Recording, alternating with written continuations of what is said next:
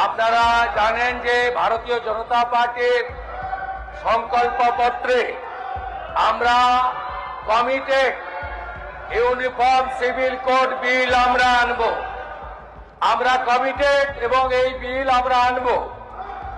আমাদের যার আদর্শে ভারতীয় জনতা পার্টি ডক্টর শ্যামাপ্রসাদ মুখার্জি তিনি সব সময় বলে এসেছেন, এক দেশ এক প্রধান এক বিধান এক নিশান। আমরা পশ্চিমবঙ্গেও আমরা ইউনিফর্ম সিভিল কোড বিল ইন্ট্রোডিউস করব।